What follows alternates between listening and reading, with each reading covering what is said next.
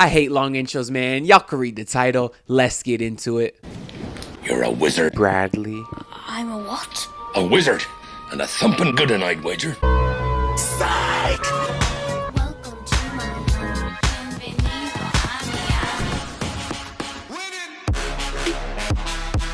So I got my Florida Panthers shirt on. Shout out to them. First place in the conference. Kind of like the Heat were supposed to be. Well, actually they were after the first game against the Wizards. But I'm recording this after the second game against the Wizards, which we lost. So no longer in first place. Kind of sucks. Especially since I made this thumbnail after the first Wizards game, expecting to win the second one, which they didn't. But it's all good. You know, the Heat still had a strong week going 3-1. Let's get into the first game. First, we're going to talk about the game versus the Oklahoma City Thunder. The Heat had a couple guys out, and for that reason, 𝒶𝓁𝓂𝓉 got some run. Yeah, I completely forgot 𝒶𝓁𝓂𝓉 was a person that existed on this earth. He's not an NBA player. That's pretty clear. He almost looks like if they just picked a fan from the audience and they just kind of threw him out there on the court. That's a really harsh thing to say, but he's just so uncoordinated. It almost looks like he's never touched a basketball before. And it sucks because the Heat spent 3 second-round picks. They had to trade up to get him. They could have had Bol with that pick, which, by the way, with Bol, he's not doing anything either, but Bleacher Report hypes him up for no reason. They'll put these posts out about Bol doing some nice little okay layup or something, and they'll be like, oh, Bol is popping off. And I'll go and check the box score, and he's like 2 of 6. But yeah, unfortunately, it looks like the 𝒶𝓁𝓂𝓉 experiment is a fail. But the good news is even after the slow start that the Heat had, they were able to pick it up. Tyler Herro went off. Duncan Robinson finally got his swagger. It was a weird game because the Heat shot 45.1% from the field, but 45% from 3. So the 3-point percentage was amazing. The field goal percentage was just kind of meh. But they were able to get a dub. That's the most important thing. I love seeing Max Strus out there draw a couple charges. I actually did see that Kyle Lowry leads the league in charges, and Max Strus is number 2. So how awesome is that? And of course, the Heat as a team are number 1, far and above number 1. You expect to see Kyle Lowry at 1, but to see Max Strus at 2 just shows another element to his game that we didn't really knew he had. That's why the Strus will always be loose. Strus daddy, baby. Love that man. The last thing I want to say about this game is Jimmy Butler's Instagram story after the game. He basically went on his Instagram story calling everybody a bum. He was like, this is the shot that Duncan Robinson missed. This is the shot that Max Strus airballed. He's a bum. It's just really funny. And again, I talk about this all the time, but it's just nice to see that literally everybody seems to have that same cohesion, not just the star players. So it's really awesome. The next game of the week was the win versus the New Orleans Pelicans. The Heat got off to a slow start again. It almost reminded me of the game versus Boston because if you remember in that game, the Heat got down pretty big and Tatum didn't even score. And it was the same case in this game, except Brandon Ingram didn't really score. Going into the game, though, Ingram is not the one who scared me. It was Valanciunas. I mean, he gives everyone a hard time. He's having a great year, at least statistically. But he always kills Miami, too. But they held him in check for the most part. I mean, he didn't have a terrible game, but he didn't absolutely dominate us like I expected him to. Also in this game, it just reaffirmed my thoughts that �𝓁𝓂𝓉 is not an NBA player. I mean, it's pretty clear. He played the first half, didn't come in the second half. They played Udonis Haslem instead. And Udonis has him balled out. He had the charge, and they originally called it a blocking foul, but of course, Spo put on the challenge light. It was a bad challenge because it wouldn't have even been free throws. It wasn't even a shooting foul. But yeah, Haslem balled out. He also had a nice block on. I forget who it was, but they were driving to the rim. Haslem got up there. He still got up there, and he got that thing. But overall, I'm just really glad that Haslem is finally getting some run. I wish he got some more run last year than just the final game because there was times where bigs were killing us, like really big, slow, lumbering guys like Embiid and Jokic, even Valanciunas and Steven Adams. And Ben was having a trouble guarding those guys just because he's really not as physical. There was times where those big, slow centers were just lumbering down low, getting whatever they wanted. And I would have liked Haslem to come in and maybe do a hard foul or two. Nothing dirty, but just something to say no easy layups. You're going to have to earn this. So like I said, it's at least nice to see Haslem get some run this year. And he's played well. They went on a huge run when he came in the game. So he still got it, man. And he'll tell you he still got it. Don't call him old. In this one, Tyler Herro got off to a rough start. What I liked seeing was Kyle Lowry on the bench kind of talking him, coaching him up. That's another thing that's huge with Kyle Lowry. Even though his shooting numbers aren't great, we always say it's kind of the intangible stuff that he provides,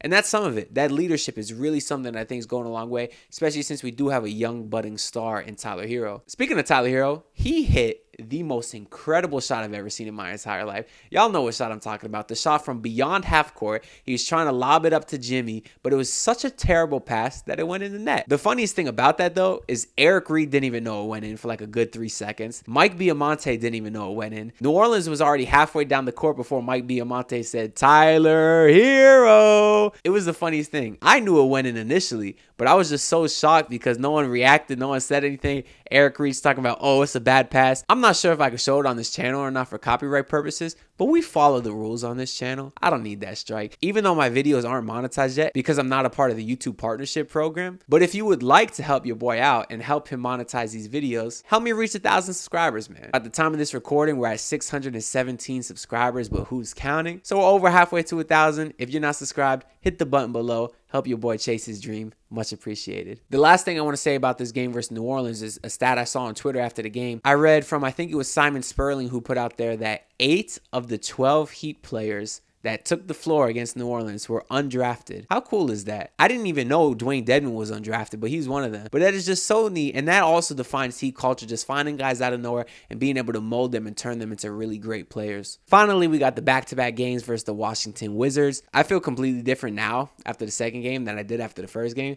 The first game was so much fun, man. You had Jimmy going off. Man, shout out to Jimmy Butler, man. Not only is he building his very strong case for MVP right now, but he's just having so much fun, and the Heat's having so much fun with him. He had that fun interaction with Tyler after he got his steal where he was flexing in his face. You even had Spoelstra after the game. He pretended like he was going to jump on the scorer's table like D-Wade, because D-Wade was in attendance, of course, too. They're just having so much fun, and as a fan, it's just so much fun to watch. Going into the night, though, I was a little concerned because Washington played the night before, and they shot 8 of 42 from 3. Also, Dinwiddie was held scoreless, so I kind of thought they might go off against us. Thankfully, Dinwiddie didn't play, so I didn't have to worry about that. But Washington really didn't shoot too crazy from 3, so my fears were thankfully averted. But yeah, what else about this game, man? We saw a couple crazy things. PJ Tucker had a nice spin move layup that he had. That, to me, was crazier than the Tyler Herro shot from the night before. Just seeing PJ score. Even in the second game against Washington, he had a lot of buckets. Like, first of all, we all know that PJ floater. We got to think of a name for that because his floater is crazy. I haven't watched PJ Tucker enough before he came to the Heat to know if he always had that. But from what I hear, he didn't. In the second game against Washington, too, they even gave him the ball in the post. He took like 3-4 dribbles backing the guy down,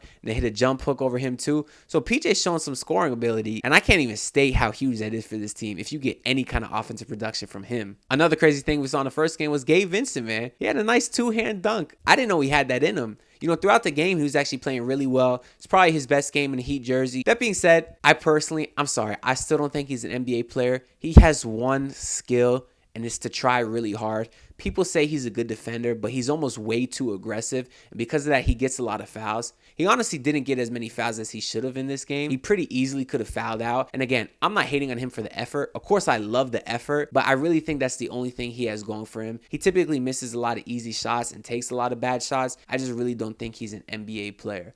Much better than 𝒂𝓁𝓂𝓉, though, so that says a lot. Also, no hate towards KZ, man. He seems like a great guy. It just seems like his skills aren't really defined enough, at least at this point. Maybe one day, but it's already been a few years, so I'm personally starting to lose hope. Also, back to Duncan Robinson. I started hearing a lot more hate on him just because he had a bad game. But if you look at the way they're guarding him, Duncan Robinson was the Washington Wizards' primary focus on defense. You know how huge that is? When you have a team with Jimmy, you have a team with Bam, you have a team with Tyler, and they're more focused about guarding Duncan Robinson than them, that opens the floor so much for everybody else. So even if Duncan is missing, his impact is huge. Do you really think Jimmy has 30-plus points without Duncan Robinson? Most of Jimmy's stuff was off the mid-range and driving. You need space for that, man. The way they were guarding Duncan allowed for that. So I'm still a big fan of Duncan Robinson, and whether he's making or missing shots, quite honestly, I think his impact is huge. So it was a great win. It was a fun win. Shot the Heat up to first place until we played Washington today, and we lost to them, and now we fell back somewhere further down in the standings. I don't know. I didn't even bother to look. It was kind of an annoying game, sloppy from the start. Something that disappointed me is the Wizards actually played a lot of Kuzma at center. I wish Bam would have dominated him a little more. He had a couple post touches, but when Kuzma's playing center, you'd really like to see Bam get the ball in the post and just kind of go to work and absolutely destroy him. We didn't exactly see that, though. Something I do want to point out, though, because they did it again today, and they've pretty much been doing it every game, honestly, is I've always loved 2-for-1s. Basically, towards the end of a quarter or a half, there's about 30-35 seconds left, and you take a quick shot. That way you can also get another possession before the quarter ends. Previous Heat teams never really did that, but this year you're seeing a ton of it from Tyler Herro and 𝒂𝓁 Lowry. And I personally just like it. A lot of people don't like it because they say you should take your time, get a good shot. But the reason I love it is because chances are, even if you take your time, you're going to miss anyways. That's just how the percentages in basketball work. So you might as well get 2 attempts at it. And these guys could hit tough shots. They could hit deep threes. So I like having the extra possession, and then you still have a chance at the end to kind of take your time and hopefully get a better shot. But after all that, we still got the biggest concern with the Heat this year, and actually a huge concern last year, is they can't maintain leads. The number of double-digit leads that they blow with less than 5 minutes to go is astronomical. Astronomical. Is that an exaggeration? I don't know. They blow a lot of them. And you think after a few losses they would stop doing that. You think they'd stop letting up. But it just kind of keeps happening over and over again. And I know it's human nature, but it's just frustrating at this point. In this game specifically, I think the Heat led by 10 with 4 minutes to go. But then they just gave up a 12-0 run to Washington. So it's not even like these teams are chipping away. The Heat just give up huge runs to these other teams. And it's just really unfortunate that it keeps happening. Also in this game specifically, the officiating did not help. It was probably one of the most poorly officiated games that I've seen for the Heat this season. There was a terrible call on Max Strus who closed out on 𝒂𝓂𝓂𝓜, who hit the three and got fouled. That was not a foul on Max Strus. I don't know if I'll be able to pull up the picture here, but if I can, you could see 𝒂𝓂𝓂𝓜 kick his legs out like to the side. Clearly a very awkward, unnatural shooting motion. The fact that they called this a foul on Max Strus was just terrible to me. I wanted Spoelstra to challenge it. He didn't. And that one point that Pope had with the free throw actually would have really helped to have taken off the board. But also just a couple plays later, we saw an offensive foul on Jimmy, who's just driving to the paint. And because he's so much stronger than Bradley Beal fell to the ground when Jimmy drove in. That's not an offensive foul. Jimmy didn't lower his shoulder. Jimmy didn't stick out his arm. That was just a terrible call too. But the worst call of all was on the final possession when the Wizards had the ball. They had trapped Spencer Dinwiddie. Dinwiddie traveled at least twice. And somehow you have two refs just staring at him and they don't see it. If they call that travel, the Heat get the ball back, down one with like 10 seconds left, and they could have got a chance to have a really nice play for the win.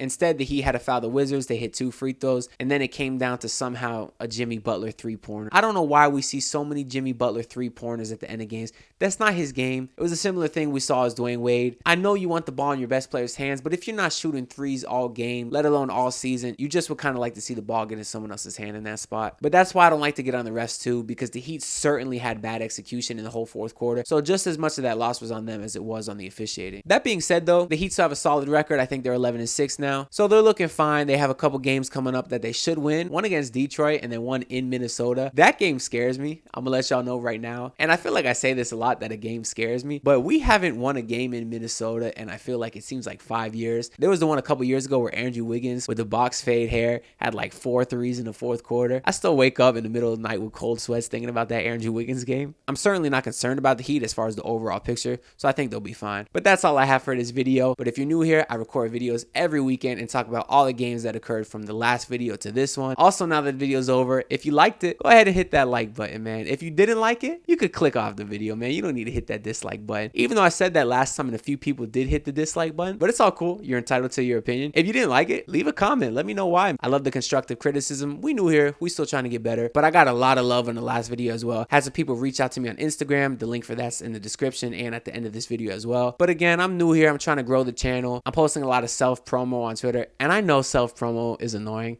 So if you're here from Twitter, first of all, thank you. Leave a comment down below and let me know. If you're from Twitter and you find the self-promo annoying, I'm sorry. I'm new here. I'm trying to do my best to grow, get the channel to expand, but we really are building a great Heat culture community over here. But that's all I have to say, except for you may never see me again. We'll find out next week, or you won't. I'll see you later.